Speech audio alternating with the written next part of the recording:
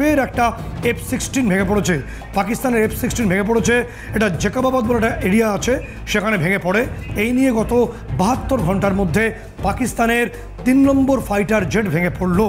এবং নির্দিষ্টভাবে এই মুহূর্তে যদি রান অ্যান্ড তাদের যে হার্ড ওয়ার্কের ক্ষেত্রে রান অ্যান্ড বম্বিং, যেটা ফাইটার জেটের হার্ড ওয়ার্কিং বলা হয়, সেক্ষেত্রে এই আমেরিকার ফাইটার জেট F-16-এর সাপোর্ট আসলো বা তারা হাতে পাবে শুধুমাত্র 30%।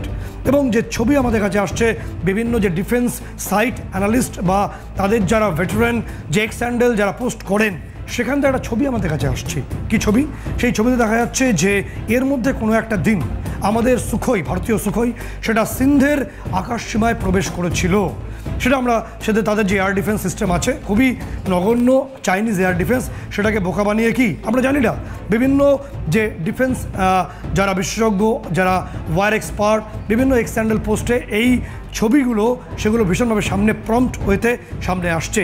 তাই দেখা যাচ্ছে যে ভারতের সুখোই MKI-30 সেটা অবলীলায় প্রবেশ করেছে সিন্ধের অংশে, সেখানকার আকাশসীমায়, এবং কোনো পাকিস্তানের তরফে কোনো প্রতিরোধ বা প্রতিবাদ কিছুই নেই, ফাঁকা মাঠ। অর্থাৎ ভারতীয় বায়ুসেনার যে প্রত্যাঘাতের যে প্রচণ্ড একটা বিষয়, সেটা একথা ভয় পেয়ে গেছে পাকিস্তান।